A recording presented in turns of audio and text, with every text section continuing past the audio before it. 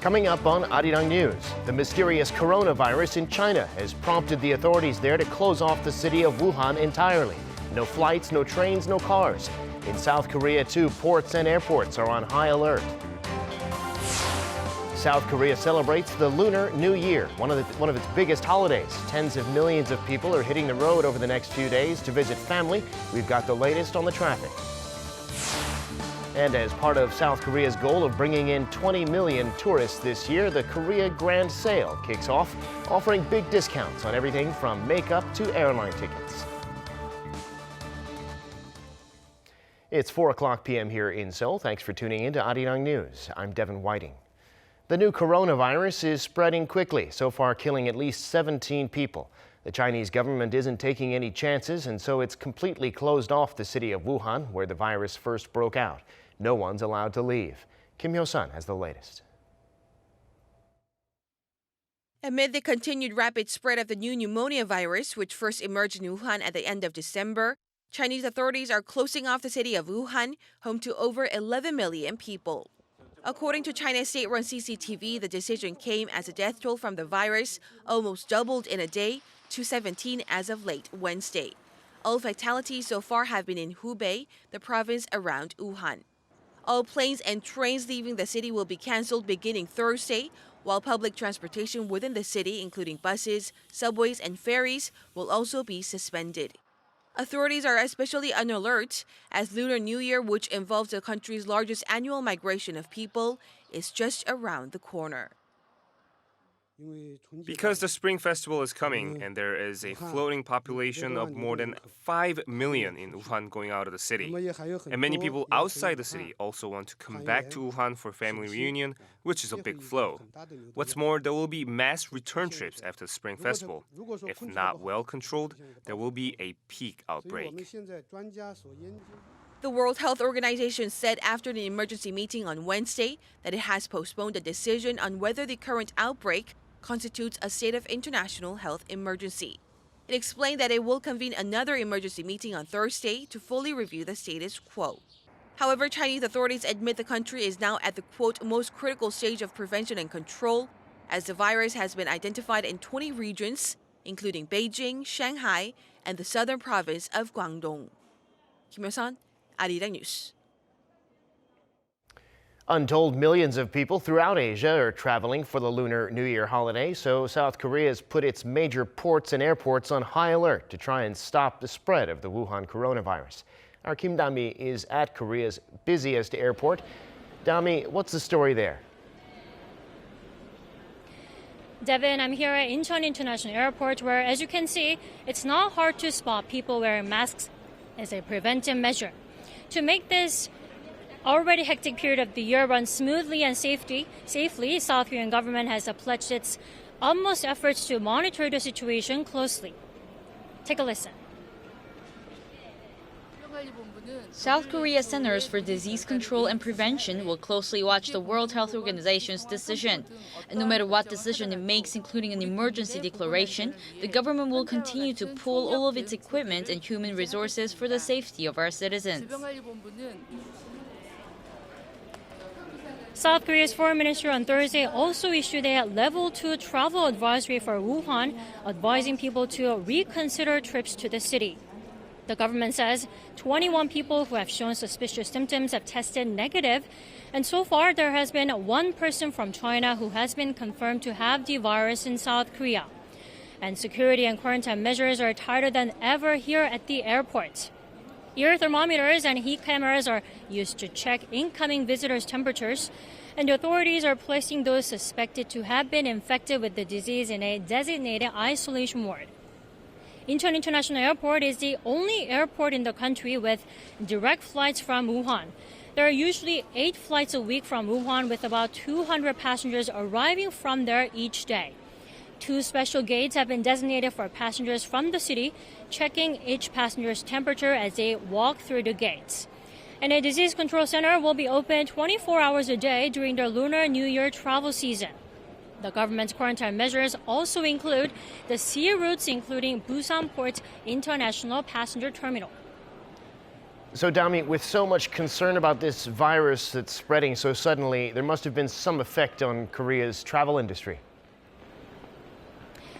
Right. Some of those who had planned to spend their holidays abroad are reconsidering their holiday plans.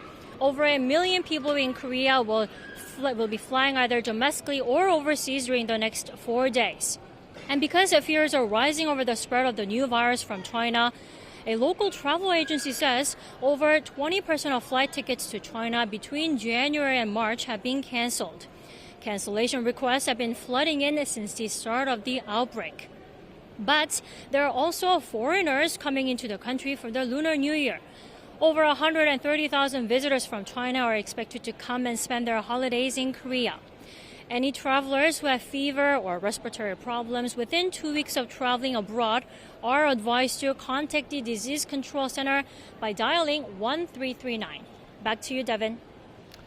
All right, Kim Dami reporting there. Thank you very much. Meanwhile, suspected cases of the new coronavirus from China have now been reported in Mexico, Brazil, and Russia. The Mexican president said Wednesday that the authorities are investigating one potential case of the virus in the northern state of Tamaulipas, which borders the U.S. He added, however, that a second potential case had been ruled out. Also on Wednesday, Brazilian officials reported the first suspected case of the virus in the city of Belo Horizonte.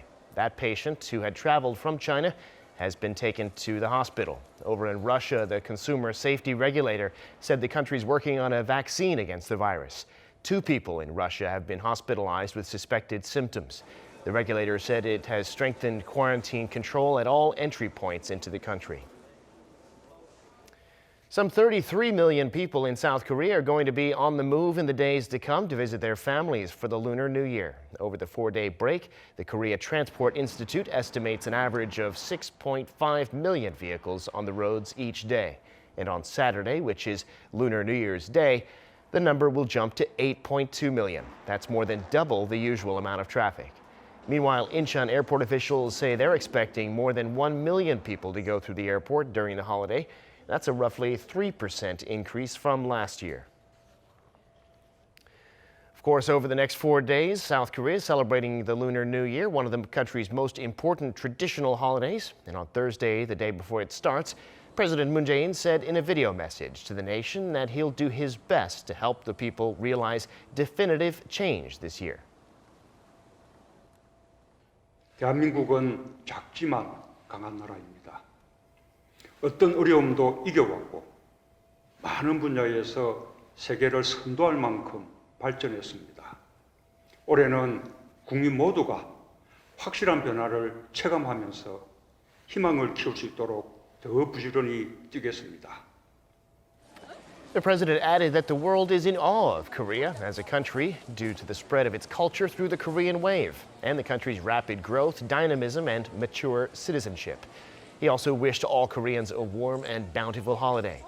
And in that spirit, earlier in the day, the president and the first lady went to a local market where people are getting the ingredients they need for their holiday meals. There, the couple offered some words of encouragement to the vendors and did some of their own shopping.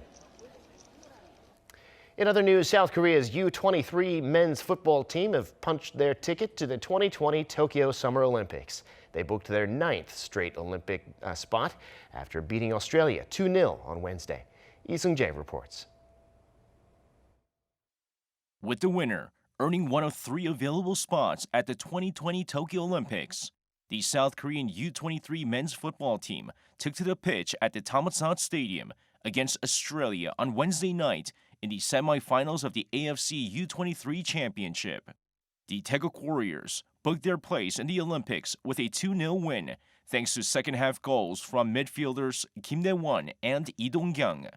Having secured at least a runner-up finish, South Korea has its 9th straight ticket to the Olympics, a feat no other team has achieved. Including the 1948 London Olympics and the 1964 Tokyo Olympics, it gives South Korea a total of 11 Olympic appearances. On the same night, Saudi Arabia qualified for the Olympics for the first time in 24 years after defeating Uzbekistan in the other semifinal. South Korea and Saudi Arabia will face off in Sunday's final, with the Taeguk Warriors looking to win their first ever AFC U23 championship. With the Tokyo Olympics just 6 months away, South Korea will attempt to keep their winning streak going. They have won every match so far during the Olympic qualifying tournament. 이승재, Arirang News. Is Cold War II upon us? Are the U.S. and China headed towards a world where they'll have mutually exclusive systems for all important forms of technology? These are some of the questions raised by international broadcasters of South Korea, the U.S., China, and Germany as they identify issues that'll define and shape the year 2020. In part one of Arirang's two-part special, 2020, the year ahead, Arirang TV's Moon Gan-young links up with reporters from VOA, DW, and Kyodo News Group to discuss the upcoming U.S. elections, climate catastrophes, and the new digital tech frontier. In part two, South Korea, China, and Russia review their positions on North Korea's denuclearization and discuss their relationship with one another in the new year.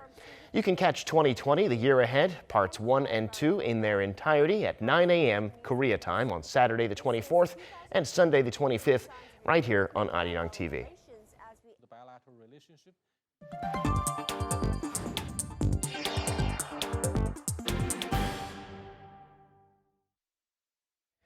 Time now for an in-depth look at the market news this afternoon, and for that I'm joined on the line by Dr. Kim Se-wan, Professor of Economics at Ewha Women's University. Professor Kim, thanks for making time today. Good afternoon, David. So with this Wuhan pneumonia situation getting worse, a lot of stock markets around the world are down for a second day in a row. Take us through the markets there and here in Korea. Yes, traditional Asian market boom over Lunar New Year's Day is lost due to deadly virus outbreak in China. In the case of Korean market, Kospi dropped by 0.9%, almost 1%, and Kosdaq lost by 0.4%. So these are kind of big moves in a single day. And other Asian markets had a simultaneous huge decrease for today. Japan's Nikkei dropped by 1%, and China's Shanghai index dropped by 3%, and Hong Kong's Hang Seng index also dropped by 2.2% in a single day today. So this is also related to deadly virus outbreak in China because it has a power to decrease China's economic activities if it spreads out quickly.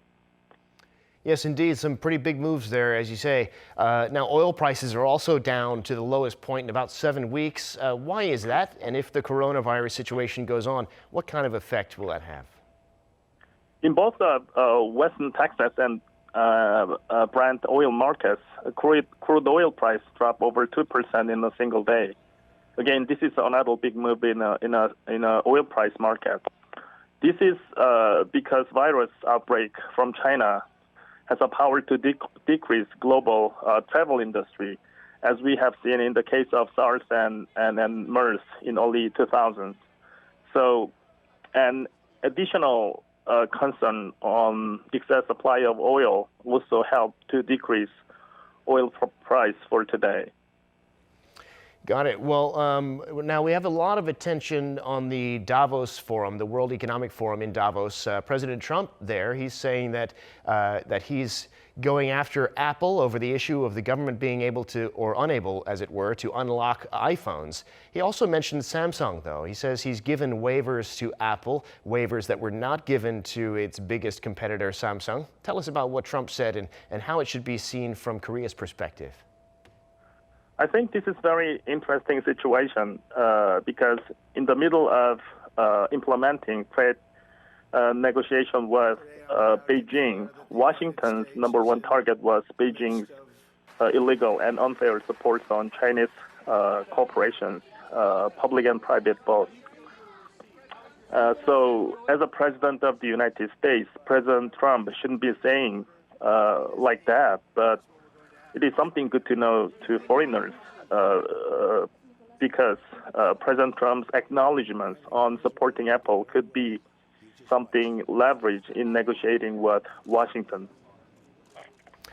It's something he would not have liked to hear from a leader of another country, that's for sure. Now, we also have at Davos Korea's Minister of Small Business. She's bringing attention to Korea's small companies and venture firms, also Korea's capabilities in the fourth industrial revolution. What kind of effect can we expect this to have? Minister Park Young-sun, who is the Department of the Small and Medium Enterprises head, became a member of Davos Forum Executive Board. So she gave a special presentation about the case of Korean government's small and medium-sized firm-friendly environment policy under ongoing fourth wave industrial revolution. And it has attracted attention from many other countries' government members. So that Korean case includes Hyundai Motors and Samsung's supports on small corporations, new technology development related to the fourth wave industrial revolution. All right, now another story. We see Korea's economic growth for last year came in at an even 2%. There was a recovery in investment and consumer spending, but what do you make of that growth figure, and how does it play into the first half of this year? Thanks to super expansionary government expenditure in the fourth quarter of last year,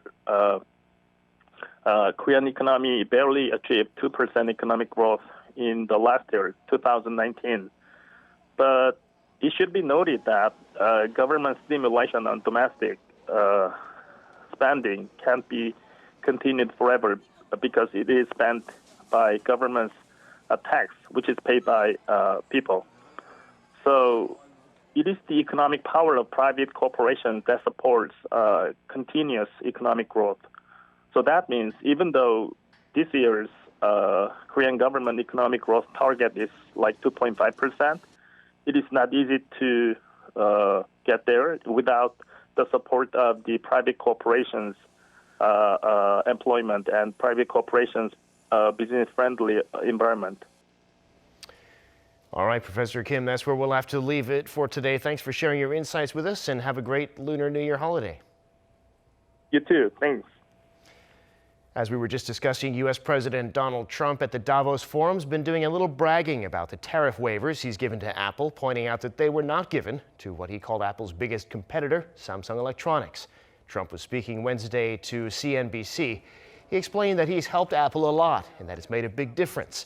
While the Trump administration said in December that it will put tariffs of 15% on goods made in China, Apple was not subject to those tariffs on its flagship products made at its China-based facilities. The South Korean IT giant Kakao, provider of the chat app Kakao Talk, is one step closer to branching out into brokerage and asset management services. Regulators at the Financial Services Commission said today that they found no problem with the company's plans to become a major shareholder in the local brokerage firm Pado Investment and Securities. The agency will approve the company's application in a meeting set for February 5th. Ownership in the brokerage will enable Kakao's mobile payment subsidiary, KakaoPay, to provide asset investment services to its 30 million users. If you're planning to visit South Korea in the coming weeks, here's something that'll make your trip even more memorable. South Korea's annual winter sale for foreign tourists is underway and runs until the last Saturday of February. Choi Jung-yoon has the details. Korea's biggest shopping spree for international visitors is happening across the country. The Korea Grand Sale 2020 offers discounts on all kinds of things, from transportation and accommodation to museums and duty-free shops. Now in its 10th year, more than 1,000 companies and 20,000 retailers are taking part. The government hopes to promote Korean culture and experiences using the medium of shopping. Consisting of K-content like K-pop and K-beauty, the aim is to help bring Korea more than 20 million visitors this year. In a bid to lure tourists in the off-season, the program has been expanding into different areas. This year, 8 local airlines are giving discounts of up to 95% on some 100 Korea-bound flights, along with discounts on train tickets and bus services connecting Seoul to other provinces. Last year, the event made more than $1 billion in sales, a 39% increase from the year before. A recent survey also shows tourist satisfaction with shopping in Korea has increased from 75% to 91% since the start of the Korea Grand Sale in 2011. The products are very high quality here. We would like to come again for shopping here, regarding cosmetics and textile as well. But next time, we will try to arrange this at the time when the discounts are and the sales are in force, so that it would be much efficient for us to visit Korea again. Welcome centers are also set up in the main tourist hotspots. At this center in Seoul's Dongdaemun district, visitors can get information on tours and discount promotions. Guides are available in English and Chinese, and there's a digital kiosk that provides useful tips. Also, there's a chance to win prizes by spinning the wheel or trying to stop the clock at exactly 20.20 seconds. A mobile tourist service center, or TSC, roves around the city of Seoul, providing more information along with free Wi-Fi and phone charging. At the TSC, foreign visitors can also take part in a wide range of fun events and experience Korea's cultural heritage in virtual reality. 최정윤, Arirang News. We're seeing more day-to-day gadgets equipped with artificial intelligence. And though they make our lives more convenient, there's a school of thought that says AI, while benign for now, could eventually become a threat to humanity. Our Oh Soo-young asked the experts. Here's a robot arm that predicts what you want and fetches it for you. Using a sensor to track your gaze, the arm moves towards a box of candies that it thinks you want before you select it. This is one way that Professor Henny Edmoni is developing intelligent robots to empower human lives. My dream is to have a robot like this help someone have a social meal. So in a social meal, we're eating, but we're also talking. There's a lot of conversational dynamics and social dynamics. I would love to be able to get this robot intelligent enough that it could help people spear or scoop or twirl food into their mouth when they wanted it and not interrupt them when they were in the middle of having a conversation. With the proliferation of artificial intelligence mimicking and emulating humans' ability to think, perceive and make decisions, the notion of human-centric AI has become a goal for scientists and the mantra of tech companies like Samsung. The pictures shown here were created by artificial intelligence without specific direction from human beings. It was also created without replicating existing work or scanning real-life images. It's really a depiction of how autonomous systems are growing in intelligence and sensibility. A large part of that means training AI to understand human behavior, anticipate our needs, and act autonomously and even creatively. For instance, suggesting relaxing activities and bringing over a cup of tea if it senses we're stressed, or taking over the wheel in a self-driving car. But the crucial skill of learning to read between the lines and understand non-verbal cues in different contexts is very difficult for machines to emulate. Through computer vision, sensors and algorithms, scientists are aiming to optimize this skill and increase collaboration between robots and humans. If you are in manufacturing, it may be impossible to build a single robot that does all the tasks that a human can do. But in coordination with a human being, the productivity might be significantly higher. Caring for the elderly is for sure an important application, and building soft robots that even carry us or feed us and help us locomote, these are very important robots that we will surely be living with in the not too distant future. The world is increasingly running on codes, from smart speakers to robots that bring us toilet paper. And that technology needs to be programmed to work with us and fit seamlessly into our lives. Oh Soo-young, Arirang News, Pittsburgh. The U.S. and France have called a truce in their dispute over a proposed digital tax.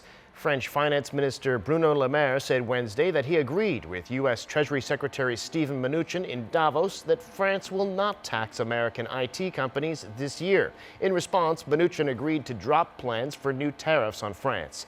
However, the French minister added that they did not agree on how they're going to rewrite the decades-old cross-border tax rules.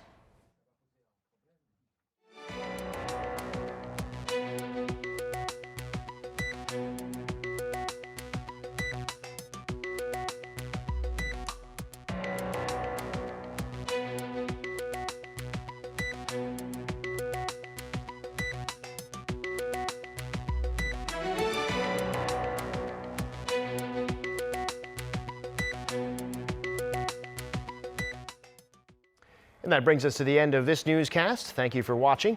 More live news coming your way at 7 p.m. Korea time.